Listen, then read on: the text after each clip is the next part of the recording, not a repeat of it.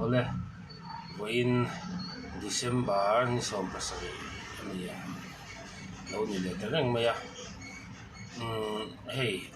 pakhatil pakhat atil ve du te kan lo takin kan share ve du mai chuwa nangmal som na lo niang cheti WhatsApp group kan siama chu ni kumlama tangkhan ma ni pathiama som na kan thuna changa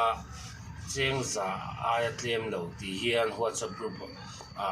ni thattina mal pathiama som na kan thuna changa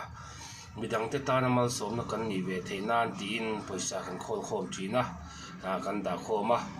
chu kan poisa da chu thattinin apetu te ming le kan account balance nei za kan update si boka tiang chuan mamo dewa kan hriat te chanpui theina kan nei hun khan kan chanpui thina ti chuan tu na po hian December tha alo ni le to tha kal to ta te chanpui kan nei nual to boka tiang chuan tun kumata na chuan hei December kan tha to alo ni le kan sem chu hun lo thleng le to kum thar lama hian a member lo ni ve du nangmal somna lo keimal somna kalo ni ve nge pathian in khawai na min pe a damna hrisel na tha min pe a thok thein ko ma chumi tan chuan chengza emo zati emo kan yang tok tokin emo khatiang khan I kalo chang ve nge kan ti du ani a kan lo tel ve du ani chuan WhatsApp group nangmal somna niang cheti kan siama kan ek thea chu ka number hi 8837289376 ani chu ta chuan miron WhatsApp ula kan lo in e tanga ti chuan ma ania hey mal somna van ni ve du si chengza zanga vela midang han chanpui ka har shom kan lo ti chu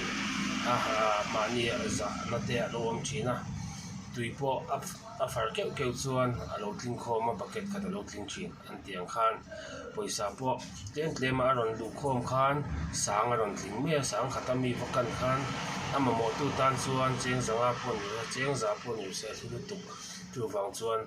mal somna pathian min pe a thattina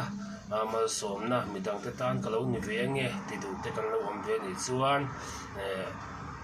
kum thar lamatan azoin ve theidona le theidona chu kanin por ngai lova kanin sui ngai lova ma se heti ang ti du na thin lung hi mitam takin kan nei ti kan hria chunga chuan tin mi te fatel ve na tur mai fashe si la wang si kha om thei wangin ke ni lai na galen ko hima mizo Nagaland mizo sang ten kan han khoma tu na hian mi som pasari ve kan nia ni khumlama mi som pali kan tel to a tiang chuan kan nia kan pung ve zela tiang kan phak tok tokin ka midang chan puina kan pang ve a chu thatinin kan poisa kan nei thunang angte kan update ta kan in ron khoma khatiang khan pek tu rang chi oi kan hriat te chan pui pek tu kan nei mamoi kan hriat kha kan han to a han ti chin ve nia midang te tamal som na ni hi luwa pathian in mal som min pe ani chu wang chuan chu tiang tu ve thei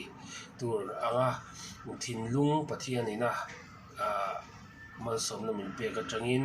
kalo ti ve nge kalo tel ve nge ti te kan lo mani chuan ni tam lu tuk po chi abuai duwa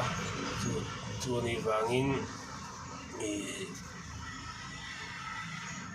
atam bera hian mi som thum hi nei la kan du tong veu ti mai ang ma se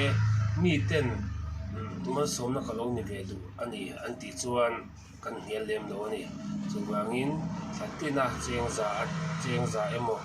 zan ni mo zanga emo khatia kan ne tok ka pathian ma som na tura midang ta na chanpui tu ni thei tura